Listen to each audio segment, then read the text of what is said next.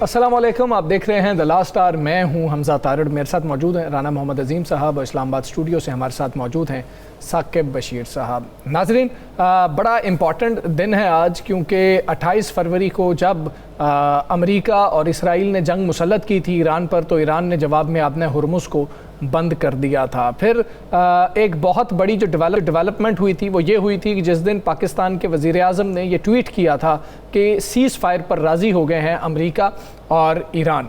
आज दूसरी बहुत बड़ी डेवलपमेंट हुई है। फील्ड मार्शल तेहरान गए और तेहरान के दौरे पर थे, उनकी अहम मुलाकातें भी वहाँ पर हुई, ईरानी सदर से भी उन्होंने मुलाकात की। लेकिन जो सबसे बड़ी खबर आई तेहरान से वो ये थी कि ईरान ने आबने हुर्मुज़ खोलने का फ़ैसला कर लिया। ये दूसरी बड़ी डेवलपमेंट थी इन तकरीबन 47-48 रोज़ के अंदर। अगर हम देखें तो ईरान ने ये फ़ैसला किया और ये भी कहा कि जब तक ये जंग बंदी की मुद्दत है तब तक हम आबने हुर्मुज़ खोलने का ऐलान कर रहे हैं, जिस पर डोनाल्ड ट्रंप ने जवाबी तौर पर ईरान का शुक्रिया अदा किया। फिर उन्होंने पाकिस्तान का शुक्रिया अदा किया, वज़ीर आज़म पाकिस्तान का शुक्रिया अदा किया, फील्ड मार्शल साहब का शुक्रिया अदा किया। और हमने क्या देखा कि जिस तरह रफ़ाल तैयारे भारत के नीचे जा रहे थे, ज़मीबोस हो रहे थे, गिर रहे थे, उसी तरह तेल की कीमतें भी ज़मीबोस होना शुरू हो गई, वो भी गिरना शुरू हो गई। और देखते ही देखते, मतलब मैं एक एक मिनट में जब रिपोर्ट कर रहा था तो वो एक डॉलर गिरती चली जा रही थी और तकरीबन 12% के करीब कहा जा रहा है कि अभी तक जो है वो कीमतें नीचे गिर चुकी हैं, जो कि बहुत अच्छी बात है। डोनाल्ड ट्रंप जो हैं वो शुक्रिया भी अदा कर रहे हैं। बड़ी अहम डेवलपमेंट है। आज तुर्की के जो सदर हैं वो भी वज़ीर आज़म साहब का शुक्रिया अदा कर रहे थे और वज़ीर आज़म साहब के हवाले से और पाकिस्तान के हवाले से कह रहे थे कि पाकिस्तान ने जंग रोकने में अहम किरदार अदा किया है। हर तरफ पीस मेकर की बात हो रही है तो पाकिस्तान का जिक्र हो रहा है, हमारे फील्ड मार्शल का जिक्र हो रहा है, हमारे वज़ीर आज़म का जिक्र हो रहा है और उन अनसंग हीरोज़ का भी जिक्र हो रहा है जिन्होंने दिन रात मेहनत की है इसके लिए। हमारी सिविल डिप्लोमेसी हो, हमारी मिलिट्री डिप्लोमेसी हो, हर हवाले से जो है पाकिस्तान इस वक्त उभरता हुआ नज़र आ रहा है। एक तो इस हवाले से बात करेंगे, कुछ पॉलिटिकल जो मामलात हैं, बुशरा बीबी की सेहत हवाले से कुछ चीज़ें हैं, उस हवाले से भी हम बात करेंगे, पाकिस्तान तहरीक इंसाफ के जलसे के हवाले से भी बात करेंगे। राना साहब, सबसे पहले आज तो डोनाल्ड ट्रंप शुक्रिया और थैंक यू चल रहा था सबका, और बहुत बड़ी डेवलपमेंट है कि ईरान को राज़ी कर लेना कि उसने आपने हुर्मुज़ खोल दिया। राज़ी किसने किया? बिस्मिल्लाहिर्रहमानिर्रहीम, अस्सलातु वस्सलामु अलैका या सय्यदी या रसूलल्लाह, अस्सलातु वस्सलामु अलैका या सय्यदी या हबीबल्लाह, ताजदार ख़त्मे नबूवत जिंदाबाद जिंदाबाद जिंदाबाद। देखिए, इसमें दो किरदार हैं। नंबर वन जो है हमारे फील्ड मार्शल, उनका किरदार है और बेहतरीन किरदार है। जब अपनी वो वर्दी में गए हैं, जब अपनी यूनिफॉर्म में वो गए हैं, तो उन्होंने एक बड़ा वाज़ेह पैगाम दिया है कि यूनिफॉर्म पे जब भी कोई जाएगा तो एक पैगाम होगा, और पैगाम उन तमाम ताकतों को मिल गया था जो ताकतें इस खित्ते का अमन तबाह करना चाहती थी। दूसरा इसमें बड़ा अच्छा रोल जो है वो चाइना का है। हमें अपने दोस्त चाइना को भी नहीं भूलना चाहिए। लेकिन वहाँ पे फ्रंट पे जो आके लड़ा है, जिसने फ्रंट पे खड़े होकर सब कुछ किया है, वो पाकिस्तान बेशक, और ये एक बड़ा क्रेडिट है पाकिस्तान का। सारी सियासी जमातें चाहे वो कोई भी हो, वो इस क्रेडिट को छीन नहीं सकती, इस क्रेडिट को किसी और को नहीं दे सकती। ये क्रेडिट पाकिस्तान का था, पाकिस्तान का है, और फील्ड मार्शल पाकिस्तान है। पूरी दुनिया भूल जाएगी कि गवर्नमेंट किसकी थी, जब भी बात होगी तब नाम आएगा पाकिस्तान। ये पाकिस्तान ने करवाया, पाकिस्तान ये हो गया। अभी आप ये इस पे तो हम सलूट करते हैं ना अपने इन हीरोज़ को, जो बैक पे भी हैं, जो फ्रंट पे भी हैं, जिन्होंने दुआएं की, सबको सलूट करते हैं। और ख़ासकर ईरान को कि जिन्होंने पाकिस्तान की लाज रखी, क्योंकि उन्हें पता था पाकिस्तान ही उनकी फेवर कर सकते। उनको पाकिस्तान पे ट्रस्ट है, अमेरिका पे तो ट्रस्ट डेफिसिट है। और उसके बाद सबसे ज़्यादा हमें सानमंद होना चाहिए सऊदी अरब का, कि मोहम्मद बिन सुलेमान चाहते तो ईंट से ईंट बजा सकते थे, चाहते तो सब कुछ कर सकते थे, लेकिन उन्होंने भी ऐसा तहम्मुल का मुजाहिरा किया और उन्होंने तमाम उम्मत मुसलमा में ये पैगाम दिया कि सऊदी अरब जो है वे उम्मत मुसलमा का ये सरबराह है, और सऊदी अरब किसी सूरत में भी मुस्लिम ममालिक को आपस में नहीं लड़ाएगा। और इस पर मोहम्मद बिन सुलेमान जो है, MBS जो है, इन्होंने बेहतरीन किरदार था। उनकी जितनी तारीफ की है वो कम है, और वाकई वो उम्मत मुसलमा की एक लीडरशिप है। अब आगे आज आपने एक बात की है ना, मेरा दिल कर, अगर इजाज़त है तो करना। देखिए, आपने अभी बड़ा फरमाया ना, तो मेरा दिल बड़ा खुश हुआ। آپ نے کہا جی ایک ایک لمحے جو ہے نیچے جا رہا تھا، $1 $1 $1 $1 $1، تو ہمیں کیا دیے؟ 32 روپے صدقے جا ہمارے تو اور بھائی جان میرے کو لے جو تسی 3200 نہ دیو. اچھا یہ جو 32 والا فکرہ ہے نا 332 کر دیں، 132 کر دیں، اور یہ 32 پہ کر کے ہم پہ احسان کیا کیا ہے؟ جو جس ریشو سے انہوں نے قیمت بڑھائی تھی کیا اس ریشو سے قیمت کم کی؟ تب بھی تیل آیا نہیں تھا. تیل نہ، میں کہنا اس وقت ہوا بھی نہیں تھا، اس وقت ہوا میں باتیں چل رہی تھی اور فوری طور پر انہوں نے کہا جناب ایسے نہیں ایسے. دیکھیں بات یہ ہے جب پوری قوم آپ کے لیے دعا گو ہے، پوری قوم کا سر فخر سے بلند ہے، تو آپ پوری قوم کو مالی معاملات بھی بلند کر دیں نا. آپ کم از کم کچھ نہ کریں، خدا کا واسطہ ہے اس 32 روپے کو 232 میں لے جائیں. اور مجھے بتائیں پیٹرول کی حوصلہ دے رہا ہے پی ایم آفس جو ہے وہ حوصلہ دے رہا ہے، وہ کہہ رہا ہے جس قدر جلدی ممکن ہوا یہ جو کمی کے اثرات ہیں عوام تک پہنچائیں گے. یعنی وہ وینٹیلیٹر مہنگائی کا جو ہمیں لگایا ہوا تھا اس میں ہلکی سی آکسیجن چھوڑ کے انہوں نے کہا ہے کہ تھوڑی سی آکسیجن آ گئی ہے شاید آپ بچ جائیں، لیکن اس آکسیجن سے ہم نہیں بچ سکتے نا. یہ ثاقب صاحب نے کم کروایا ران صاحب. نہیں ثاقب صاحب اسلام آباد میں بیٹھے ہیں، سارے فیصلے وہ کرواتے ہیں وہاں. بالکل سارے فیصلے یہ کراتے ہیں، قصور یہ نہ تھا کہ تو انہوں نے بہت سارا ثاقب صاحب پیٹرول کی سمری کیوں نہیں بھیجی آپ نے؟ پیٹرول سستا ہونا چاہیے تھا. ان 32 روپے میں سے سستا کیا ہوگا؟ کیا کریں گے؟ 50 روپے سے آ جائے گا جی 50 پیسے کرایہ کم کر دیا. جب آپ نے بڑھایا تھا تو آپ نے سینکڑوں میں بڑھایا تھا، تو سینکڑوں میں کم کریں نا بھائی. اب تو ڈیزل کی پیٹرول کی سب قیمتیں وہیں بھی واپس آ گئی ہیں نا، اگلے 2-4 دن میں اور بھی نیچے آ جائیں گی.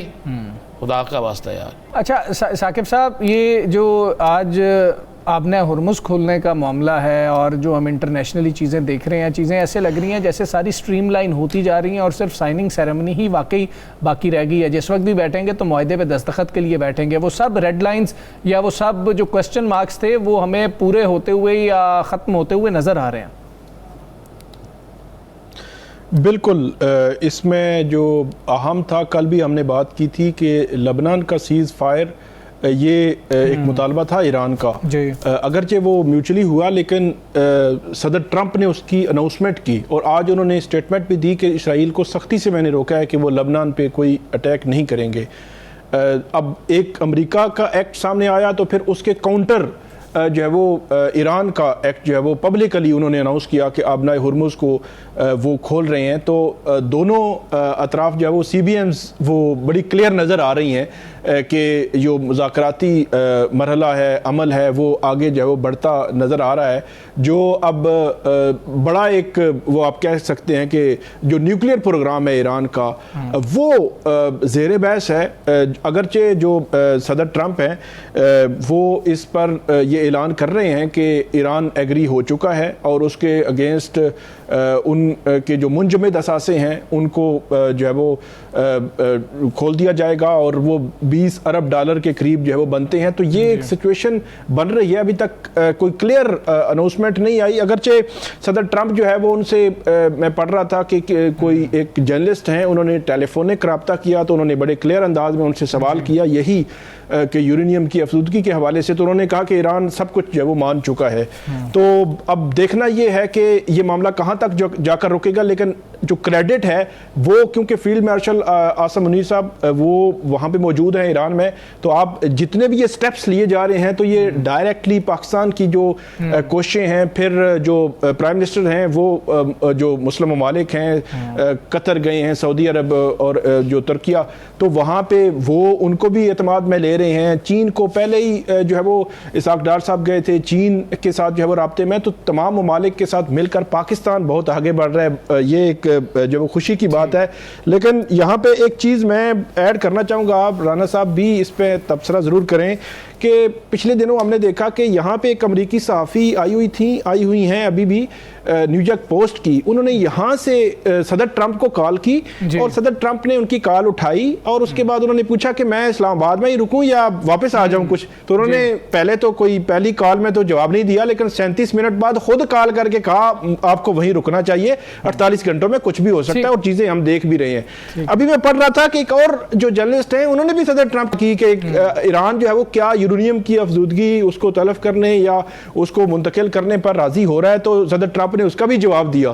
تو رانا صاحب اس پہ ضرور تبصرہ کریں. یہاں تو ہم کسی وزیر سے کوئی جو ہے وہ ان کا موقف لینے کے لیے کال کریں, میسج کریں, تو ان کا جواب نہیں آیا ہوتا. تو صدر ٹرمپ کے دسترس میں تو سارے صحافی ہیں, اگلے گیسٹ بھی ہیں. میں صرف اتنا ہی کہوں گا کہ یہ سوچنا چاہیے ہمارے حکمرانوں کو بھی کہ صحافت کی, آج صحافت ان کی جنگ لڑ رہا ہے, صحافت پاکستان کی جنگ لڑ رہا ہے, تو ان کو صحافیوں کے فون سننے چاہیے, جواب دینے چاہیے, اور اسی سے ان کا قد بڑھے گا.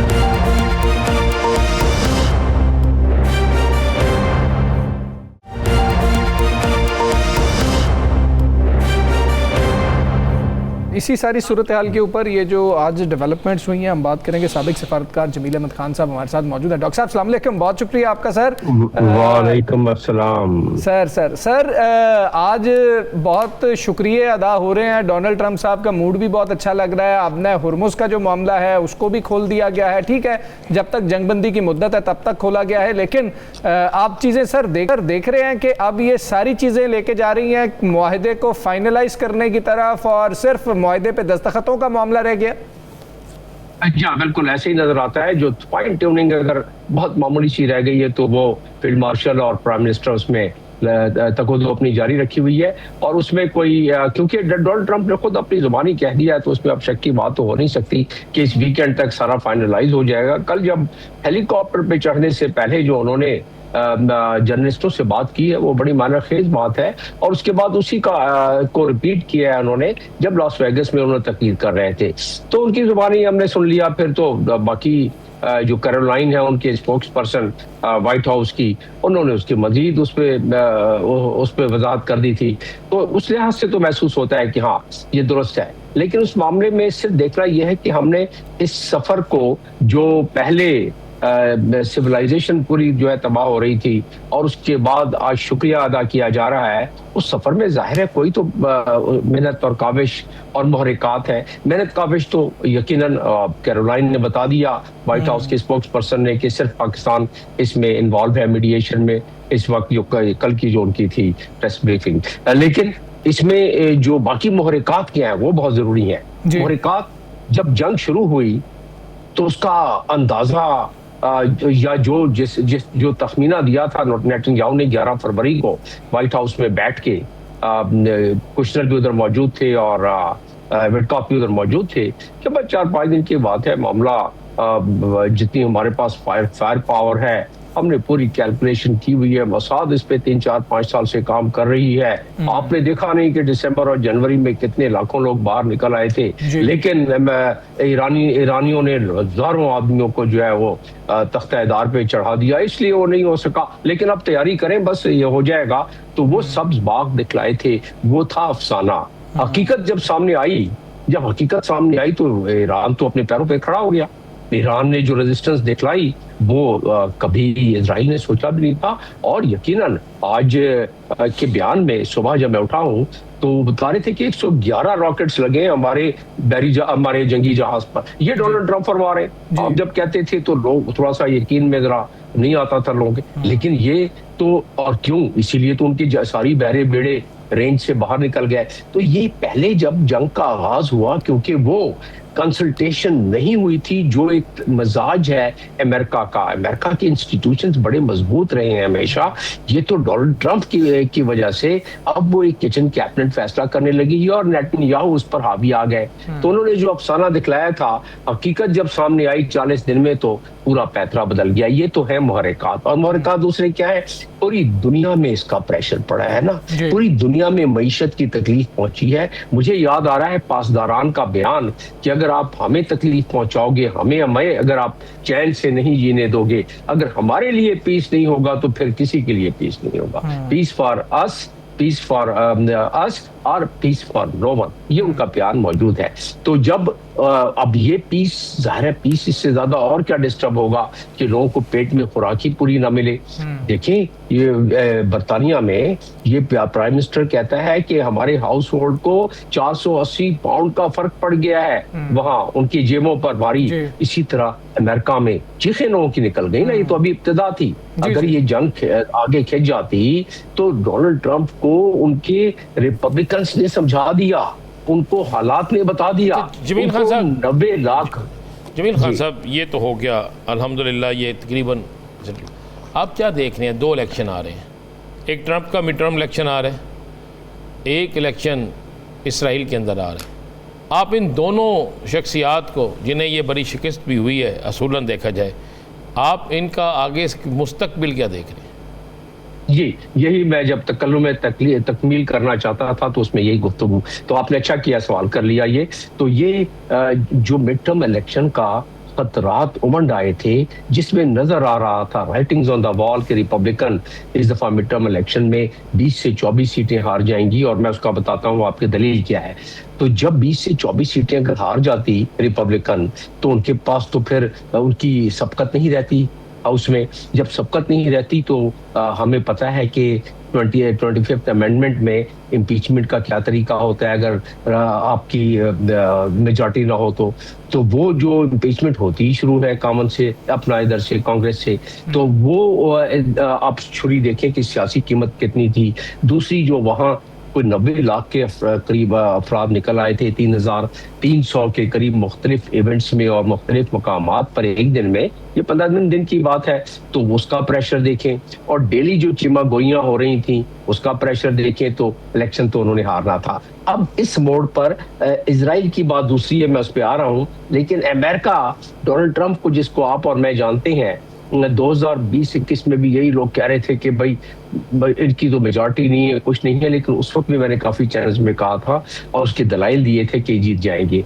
अब डोनाल्ड ट्रंप का मेरा अपना तजिया ये कहता है, अगर मैं डाट से डाट मिलाऊं तो डोनाल्ड ट्रंप की एक बड़ी फिक्स कॉन्स्टिट्यूएंसी है। वो कॉन्स्टिट्यूएंसी है रूरल एरियाज की, वो कॉन्स्टिट्यूएंसी है रेड नेक की, वो कॉन्स्टिट्यूएंसी है 61% वाइट जो वहां रहते हैं, और उनकी बड़ी पक्की कॉन्स्टिट्यूएंसी। वो टूट रहे थे इसलिए कि यहाँ से खाद 30% जो जाती है, वो खाद उन काश्तकारों को जो कि वोटर सबसे ज्यादा है वो नहीं मिलने थे, हार जाना था। अब ये आज से वो खाद मिलना शुरू हो जाएगी, फर्टिलाइजर मिलना शुरू हो जाएगा, उनको डीजल सस्ता होगा, उनके लिए पेट्रोल सस्ता होगा, उनकी सस्ती होगी, वो जीत सकते हैं। नेतन्याहू का मुझे मुस्तकबिल बहुत डार्क नजर आ रहा है। जी साकिब साहब, ये बताइएगा कि अब जिस तरह चीज़ें आगे बढ़ रही हैं, सदर ट्रंप ये दावा भी कर रहे हैं कि जब ईरान सब कुछ मान चुका है और अब जो है वो टेबल तैयार है और कोई डील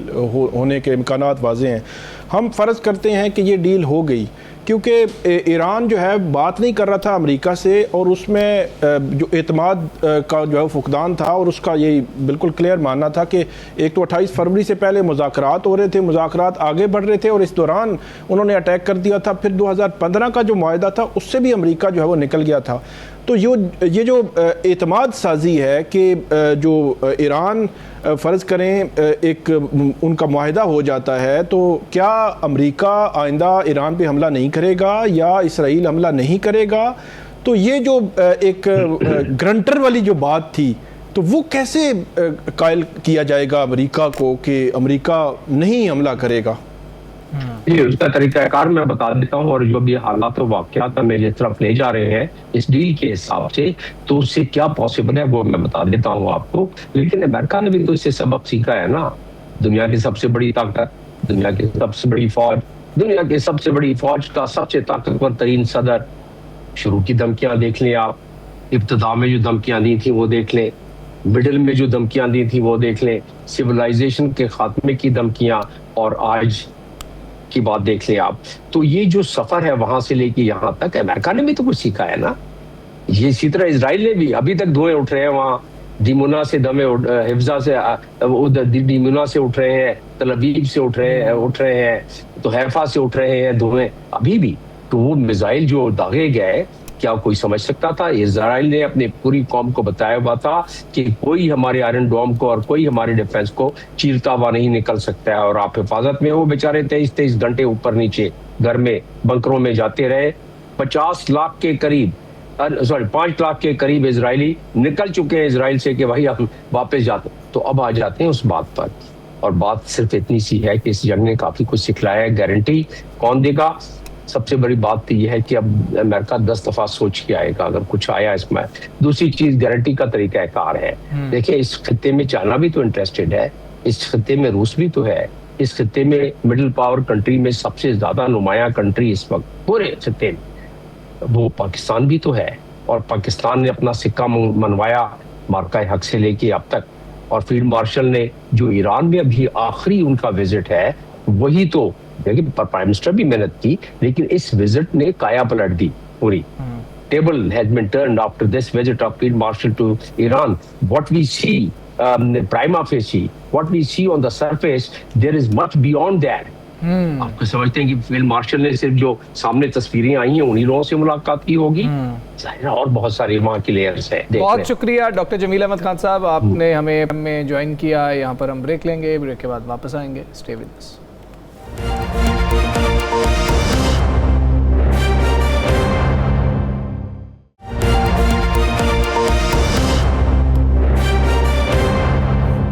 ویلکم بیک جی۔ بین الاقوامی جو صورتحال ہے اس حوالے سے بھی اور جو ملکی سیاسی صورتحال ہے اس حوالے سے بھی ہم بات کریں گے۔ ہمیں جوائن کیا ہے سینئر سیاستدان محمد علی درانی صاحب۔ درانی صاحب السلام علیکم، بہت شکریہ آپ کا۔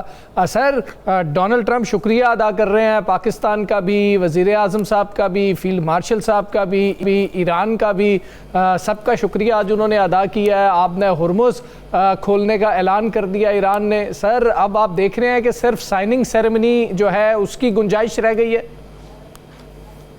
بسم اللہ الرحمن الرحیم۔ اس موقع کے اوپر تو مجھے وہ واقعات نظر آ رہے ہیں جب ہماری کوئی ٹیم بڑے مشکل حالات میں میچ جیت لیتی تھی تو وہ میدان میں سجدے میں گر پڑتی تھی کہ اللہ کا شکر ادا کرے۔ میں سمجھتا ہوں کہ اس ساری سچویشن میں جو پاکستان کو، پاکستان کے عوام کو، پاکستان کی ڈپلومیسی کو، پاکستان کی افواج کو جو خراج تحسین دنیا بھر سے مل رہا ہے، تو اس کا تو پہلا تقاضا تو یہی بنتا ہے کہ پوری قوم اس کے لیے اپنے رب کا شکر ادا کرے اور سجدے میں گر کرے۔ ہم نے بڑے عرصے سے کوئی عزت کے لمحات نہیں دیکھے تھے اپنے ملک کے لیے، تو اب کم از کم سرحدوں کے باہر سے جو عزت ہمیں اللہ تعالیٰ اور قدرت دلا رہی ہے تو اس کے اوپر تو ہم یقیناً شکر گزار ہیں، اور اللہ کرے یہ جو عزت ہے یہ ہماری قوم تک بھی منتقل ہو جائے، اور انشاءاللہ ہوگی، اور اسی کی توقع کے ساتھ ہم چل رہے ہیں۔ باقی یہ سب کچھ جو اس وقت ہو رہا ہے اس میں میں تو یہ سمجھتا ہوں کہ دنیا بھر کے عوام، دنیا میں بسنے والا ایک فرد جو ہے وہ اس سے متاثر ہو رہا تھا اس ساری سچویشن سے، اور یہ وہ سچویشن تھی جس کو جاری رکھنے کا کسی کو بھی کوئی فائدہ نہیں تھا، نہ امریکہ کو نہ ایران کو۔ اور اس ساری سچویشن سے نکلنے کے ساتھ ہی جس طرح سے اگر دنیا ایک بہتری کے ماحول میں جائے گی اور ایک مشکل سے نکلے گی، ذہنی تناؤ کے ساتھ ساتھ جو معاشی تناؤ پوری دنیا کے اندر پیدا ہو گیا تھا اس سے بھی جب نکلے گی تو یقیناً میرا خیال ہے کہ دنیا ایک بہتر جگہ بنے گی اس وقت تک جب تک کہ کوئی نیا مہم جو نہیں آ جاتا۔ تو اس لیے یہ ایک خوشائن بات ہے، اور اس کے اندر پاکستان کا ایک رول ہونا، پاکستان کی افواج کا ایک رول ہونا، پاکستان کے فورن آفس کا ایک رول ہونا، یہ میں سمجھتا ہوں کہ یہ اللہ تعالیٰ کا خصوصی کرم ہے ہمارے اوپر، اس کے لیے جتنا بھی شکر ادا کیا جائے کم ہے۔ میں تو بعض اوقات اکیلے میں بیٹھ کے سوچتا ہوں تو میرے پاس شکر کے لیے آنسو کے علاوہ کچھ نہیں ہوتا، کیونکہ ہم نے بہت ذلتیں اٹھائی ہیں اس دنیا میں۔ اچھا درانی صاحب، ٹرمپ صاحب اگر پاکستان آ جاتے ہیں اور دیگر ممالک کے سربراہان بھی آ جاتے ہیں اور جو پاکستان کے لیے ایک فتح ہوتی ہے اور الحمدللہ رب العالمین بہت بڑا ہوتا ہے، تو کیا اس دوران میں غزہ کا مسئلہ بھی حل ہو سکتا ہے؟ لیکن اس پورے سارے سینیریو میں کسی جگہ بھی غزہ کا ذکر نہیں ہے، اور کشمیر جو ہماری شرح گئے اس کا بھی اس میں ذکر کیا جا سکتا ہے۔ جب تمام تنازعات حل ہو رہے ہیں تو آپ کیا سمجھتے ہیں کہ ان تنازعات کو بھی حل ہونا چاہیے؟ اور یہ موقع کیسا ہے؟ دلچسپ سوال ہے آپ کا۔ دیکھیں رانا صاحب، पूरी दुनिया के अंदर 2 ममालिक हैं, पाकिस्तान और ईरान, जिन्होंने गजा के इशू के ऊपर कभी कॉम्प्रोमाइज नहीं किया। मतलब हमने हमारे पे कितना भी दबाव, मैंने वो सारे दबाव अपनी आंखों से देखे भी हैं, अंदर से भी देखे हैं, बाहर से भी देखे कि जी इजराइल को तस्लीम कर ले, मान ले। हम हमेशा कहते थे जी कायदे आज़म का ये गाइडलाइन है। तो मैं ये समझता हूँ कि ये दोनों ममालिक जो इस वक्त, जिन्हें अल्लाह ताला तमाम तर आजमाइशों से गुजरने के बाद एक इज़्ज़त दे रहा है, ये दोनों ममालिक जो हैं ये गज़ा के इशू के ऊपर मफाहमत के लिए हिकमत से तो चल सकते हैं। पाकिस्तान ने हमेशा हिकमत के ज़रिए रास्ते बनाए हैं, लेकिन इसको गिव इन करने के लिए कभी भी तैयार नहीं होंगे हम। किबला अव्वल और फ़लस्तीन के इशू को कभी भी कॉम्प्रोमाइज़ करना, हमारे खून में ये, हमारी जीन्स के अंदर ये जज्बा है ही नहीं कि हम इसको कॉम्प्रोमाइज़ करें। और दूसरी चीज़ जो है कश्मीर की है। जब हम पिछले दौर में हमने देखा था कि कश्मीर के बारे में बड़ी मनफी बातें आती थी, मैं खुद कश्मीर की इस सारी स्ट्रगल का एक अदना सा सपोर्टर भी हूँ और कारकुन भी हूँ। मैं ये समझता हूँ कि कश्मीरियों का खून बैन ही, जिस तरह फ़लस्तीनियों का खून आज जो है वो सर चढ़ के इज़राइल के ऊपर बोल रहा है, मैं पूरी आपको अपने ईमान के जज्बे से कह सकता हूँ कि जो मज़लूम कश्मीरियों का खून है वो मोदी के सर के ऊपर से गुजरेगा, और आज नहीं तो कल गुजरेगा। और हालात बदलते हैं। जब कश्मीर के मामले में हम बहुत कमज़ोर थे, जंगी तौर पे हमारे पास, अपने ही लोगों ने हमें बहुत कमज़ोर साबित करने की कोशिश की थी, हमारे पास टेक्निकल जो लोग थे उन्होंने, तो फिर भी हमें ये एक लम्हे का शक नहीं था कि हम कभी इस चीज़ को गिव इन कर सकेंगे। उस वक़्त मैंने यहाँ सदर आज़ाद कश्मीर को लाहौर में बुला के एक बहुत बड़ा प्रोग्राम किया था और हमने इस पे इसी जज्बे का इज़हार किया था।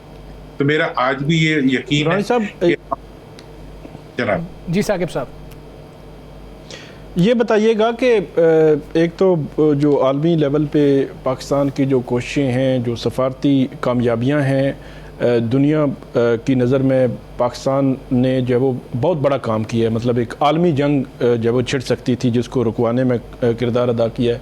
तो हम इंटरनली बात करेंगे, इंटरनली भी क्या जो रिफ्ट है, जो सियासी अदम इस्तेहकाम है, जो मामलात हैं, क्या आपको लगता है कि ये महाज जब पाकिस्तान सर कर लेगा तो उसके बाद इंटरनली भी देखा जाएगा, सोचा जाएगा कि जो अदम इस्तेहकाम है, क्योंकि इसी जंग के दौरान हमें कुछ 3 अरब डॉलर जो है वो वापस करने पड़े, और फिर सऊदी अरब ने पाकिस्तान की मदद की, तो माशी हालात तो 4 साल में वो ठीक नहीं हुए, तो वो इस्तेहकाम से ही ठीक हो सकते हैं। तो इस तरफ भी बात होगी आपको लगता है? क्योंकि अब जेल से जो खबरें आ रही हैं, पहले खान साहब की दाएं आँख का मसला, बिनाई का मसला पैदा हुआ, अब बुशरा बीबी की दाएं आँख का मसला ना पैदा हुआ बल्कि सर्जरी भी हो गई, तो चीज़ें तो बहुत क्रिटिकल फेज़ में जा रही हैं। देखिए, मैं आपको मेरा तो साकिब साहब आपको हमेशा से मेरी ओपिनियन का इसके बारे में आगाही है। मैं ये समझता हूँ कि हमारी अफवाज ने और पाकिस्तान की आवाम ने और पाकिस्तान के मिडिल क्लास और लोअर मिडिल क्लास से ताल्लुक़ रखने वाले दोनों तबकात ने, खा वो पाकिस्तान की फ़ौज हो और खा वो पाकिस्तान की आवाम, इन्होंने मिलजुल के पाकिस्तान के दिफा को इतना मजबूत किया कि हमने मार्का हक की शक्ल में पाकिस्तान के लिए इज्जत के दरवाजे खोले। और उसी के बाद फिर अब जो करंट सिचुएशन बनी है, इसमें भी जो मेजर रोल है वो हमारी पॉलिटिकल लीडरशिप से ज़्यादा हमारी जो आर्मी की लीडरशिप है उनका रोल है, और उसके साथ साथ फॉरेन ऑफिस जो कि हमेशा से एक इदारे के तौर पे काम कर रहा है, उसने भी अपना बहुत बड़ा रोल अदा किया है। अब इसका जो रिज़ल्ट आ रहा है उसके नतीजे में हमें एक मुआशी इस्तेहकाम मिलना चाहिए, और उसके मिलने के रास्ते में हमारा जो हमेशा से रुकावट रही है वो हमारा एलीट कैप्चर रहा है। हमारी एक ख़ास तबके से ताल्लुक़ रखने वाले अफराद हैं जिन्होंने मरूसियत की बुनियाद के ऊपर पाकिस्तान की मईशत और पाकिस्तान के आवाम के गर्दनों के अंदर अपने पंजे गाड़े हुए हैं। वो बिजली को महंगा करते हैं, उसके बाद फिर सोलर को बंद करते हैं, वो जब जाते हैं वो उसके ऊपर कैपेसिटी टैक्स लगा देते हैं, वो जब जाते हैं चीनी बनाते हैं, जब चाहते हैं चीनी को एक्सपोर्ट कर देते हैं, जब चाहते हैं सब्सिडाइज कर देते हैं, जितनी चाहते हैं गंदम की कीमत करके किसान की कमर तोड़ देते हैं। मतलब ये वो तमाम तबकात हैं जिन्होंने पाकिस्तान की आवाम को जौंकों की तरह जो है उनका खून चूस रहे हैं। अब अगर पाकिस्तान की अफवाज को के पीछे पाकिस्तान के अवाम खड़े हैं और वो उन्हें कामयाबियां दिला रहे हैं और पाकिस्तान के अवाम को इज्जत दिला रहे हैं, तो पाकिस्तान के अवाम ये ज़रूर तवक्को करेंगे कि उन खूंखार दरिंदों से भी पाकिस्तान के अवाम को आज़ाद कराएं जिन्होंने आज पाकिस्तान के अवाम का जीना और उठना दोबर कर दिया है, जिनकी वजह से हम तमाम तर मतलब हम हर खुशी से महरूम कर दिए गए हैं, तालीम से लेके हर वसीले तक से हम महरूम कर दिए गए। यहाँ अगर कौम का पैसा कौम पे लगता है तो वो भी खैरात की शक्ल में लगता है, एजाज के साथ नहीं लगता। मतलब यह है कि हमने तो पूरी कौम को जो है भिखारी बनाने की कोशिश कर रहे हैं। अब इस एड्रेस मैं समझता हूँ कि ये जो अंदरूनी सेटलमेंट है, बॉर्डर्स को महफूज करने के बाद जो पहली जिम्मेदारी होगी अफवाज पाकिस्तान की हर किस्म की क़यादत की, वो ये होगी कि पाकिस्तान के अंदर भी वही अमन लाएं और वही इंसाफ लाएं जो दुनिया के अंदर हमने दिया है, और उसके लिए ज़रूरी होगा। दुरानी साहब, जंग का वक्त आया, इंडिया और पाक भारत जंग का वक्त आया, तो उस वक्त भी तहरीक इंसाफ हुकूमत के साथ खड़ी हुई, पूरी एक कौम बन गई। इस वक्त भी इस मामले में भी तमाम सियासी जमातें हुकूमत के साथ खड़ी हुई। आप कह रहे हैं कि ये होना चाहिए, क्या आपको होता नज़र आ रहा है? आपको किसी एक जगह से कोई इत्तला है? अगर ऐसा है तो फिर ये कब तक मुतवक्के होगा? देखें जी, मेरी तो अब तक की जो इत्तलात रही हैं उनमें ये प्रॉब्लम रही है कि इस मामले में हुकूमत किसी तरह से भी मतलब बच होने के लिए तैयार नहीं होती, झुकने के लिए तैयार नहीं होती, रास्ता देने के लिए तैयार नहीं होती, बल्कि वो मुसलसल ऐसी साजिशें करने। देखिए इस वक्त भी अगर आप NFC अवार्ड का इशू देखें, वो तो बेनिफिशियरी भी है ना। हाँ, वो तो बेनिफिशियरी है जब तक कि लड़ाई वो तो उनकी जिंदगी इस टकराव में है। जिस तरह मतलब इजराइल ने अपनी जिंदगी बनाई हुई थी, इनकी जिंदगी इसी टकराव में है। तो मैं ये समझता हूँ कि ये टकराव जो है, अगर ये इस पॉलिसी को तर्क नहीं करेंगे, ठीक है ना जी, तो इनका नीचे वाला धड़ जो है वो तो वैसे ही इनसे डिसएंगेज होता जा रहा है। ठीक है दुरानी साहब, बहुत शुक्रिया आपका, आपने प्रोग्राम में हमें ज्वाइन किया। हम यहाँ पर एक ब्रेक लेने के बाद वापस आएंगे। Stay with us.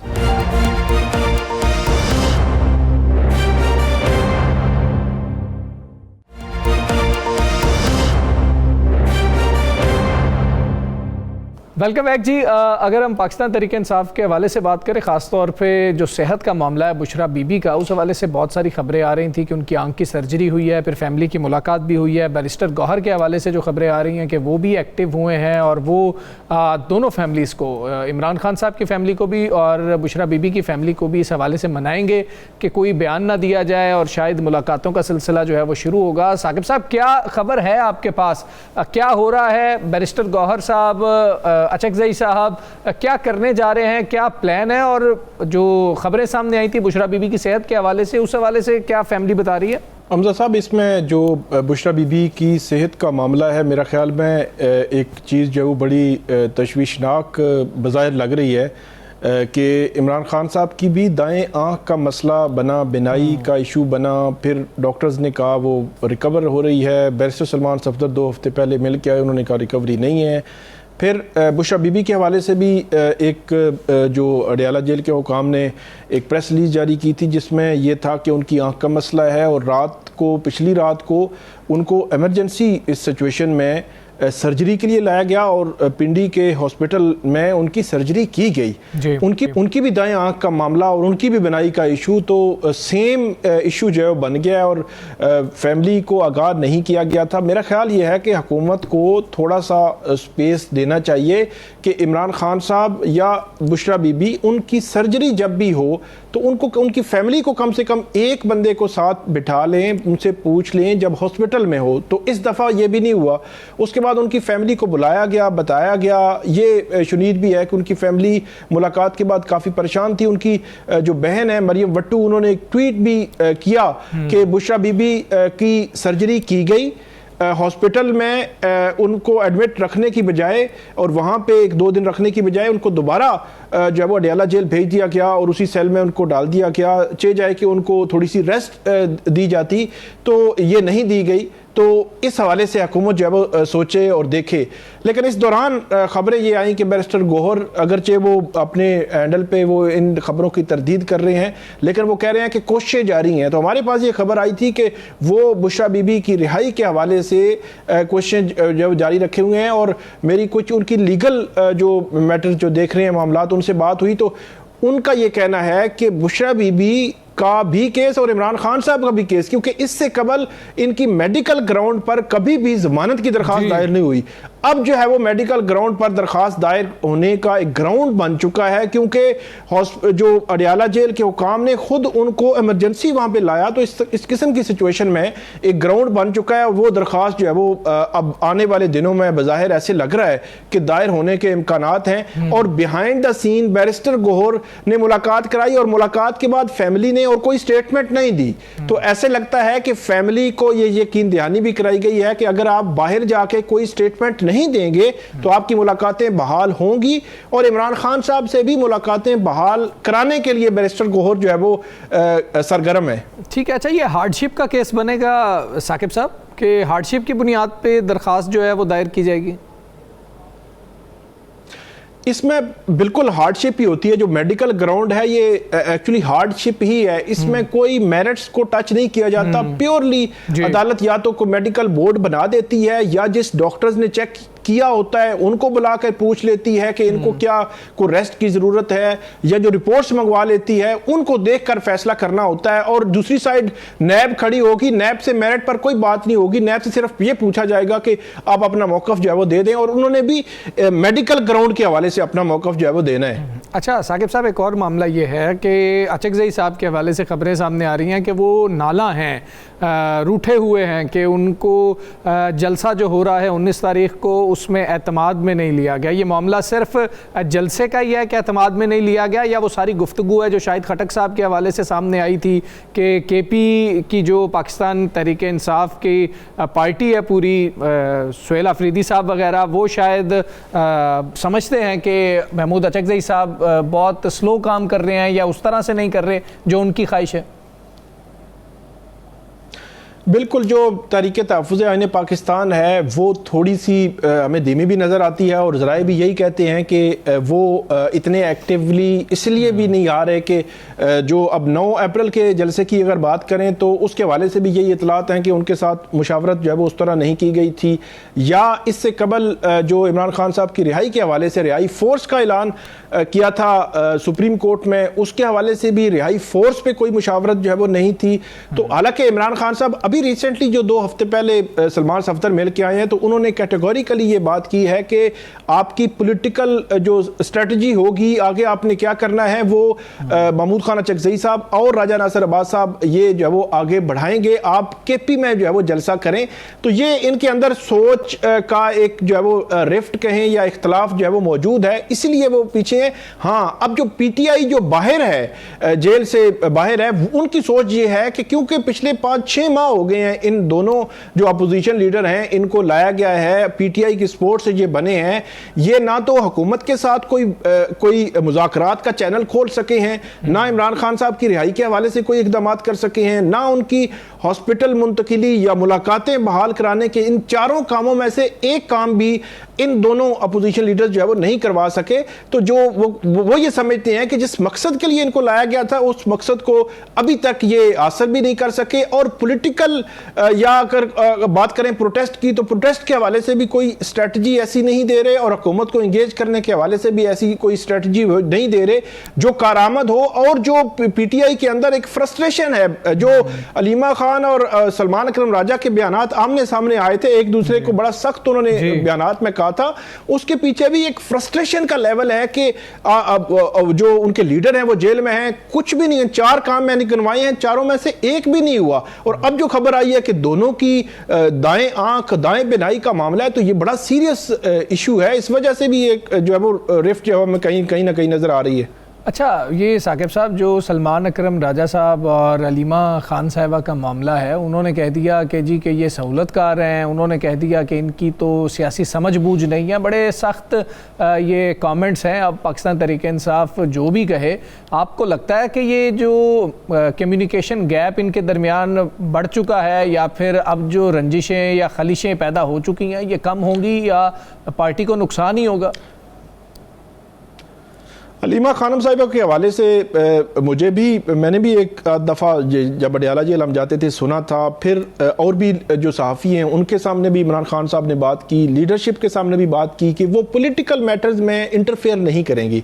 ہماری اطلاعات بھی یہی ہیں، اور پی ٹی آئی کے اندر جو لیڈرشپ ہے وہ بھی یہ کہتی ہے کہ ان کا پولیٹیکل میٹرز میں بھی کہیں نہ کہیں انٹرفیئرنس ہوتی ہے۔ اسلام آباد ہائی کورٹ میں انہوں نے ایک ٹاک کی تھی جس میں پی ٹی آئی کی پوری لیڈرشپ کو لتاڑ دیا تھا، وکیلوں کو لتاڑ دیا تھا، اور یہ کہا تھا کہ یہ عہدوں کے لیے، پھر ابھی بھی جو انہوں نے بات کی وہ اسی کا ایک تناظر تھا۔ سلمان اکرم راجہ اس سے قبل بھی 2-3 دفعہ انہوں نے سخت بات کی تو میرے خیال میں انہوں نے جواب نہیں دیا، اور اب کی بار وہ کیا کہتے ہیں حد ہو گئی، تو اس کے بعد ان کو جو ہے وہ جواب دینا پڑا، اور انہوں نے پبلکلی یہ کہا کہ مجھے عمران خان صاحب نے یہ بات کی تھی کہ علیمہ خانم صاحبہ پولیٹیکل میٹرز میں انٹرفیئرنس کریں گی، لیکن ان کی انٹرفیئرنس کہیں نہ کہیں ہمیں نظر آتی ہے۔ لیکن اس کا دوسرا اسپیکٹ جو پی ٹی آئی کے کارکنان بات کرتے ہیں، وہ کہتے ہیں کہ جو منگل کا ایک دن کا ایک ایونٹ ہے وہ صرف عمران خان صاحب کی بہنوں کی وجہ سے زندہ ہے اڈیالہ جیل کے باہر، کیونکہ وہ 2 بجے پہنچ جاتی ہیں، 8-9 بجے تک وہاں پہ ہوتی ہیں، کارکنان کے ساتھ ہوتی ہیں، وہ کچھ بیانات دے رہی ہوتی ہیں، یا ان کی وجہ سے لیڈرشپ کو بھی آنا پڑتا ہے، تو وہ ان کی وجہ سے زندہ ہے، اور وہ کہتی ہیں کہ ہمارا بھائی جیل میں ہے، اور یہ سارے جو ہے وہ یہاں پہ انجوائے کر رہے ہیں عہدے، یا وہ وزیر اعلیٰ کے پی ہوں، یا ان کے نیشنل اسمبلی یا سینیٹر ہوں، یا اپوزیشن لیڈر ہوں، وہ سب کے بارے میں یہ بات کرتی ہیں، اور اس کے پیچھے بھی وہ فرسٹریشن کا لیول ہے کہ اس وجہ سے یہ بات کرتی ہیں، لیکن پولیٹیکل میٹرز میں ان کی انٹرفیئرنس کہیں نہ کہیں ہمیں بتائی جاتی ہے کہ وہ موجود ہے، اس کو روکنے کے لیے یہ کوشش کر رہے ہیں، لیکن پی ٹی آئی جب تک کوئی ایسا میکانزم نہیں دے گی کہ ہم نے کیسے آگے چلنا ہے کہ جس کی وجہ سے پی ٹی آئی کے لیے کوئی سپیس پیدا ہو، تو تب تک میرے خیال میں وہ انٹرفیئرنس کہیں نہ کہیں سے ہوتی ہی رہے گی۔ ٹھیک ہے، پروگرام کا وقت ختم ہوا، مجھے رانا عظیم صاحب کو، شیر صاحب کو اجازت دیجیے، اللہ حافظ۔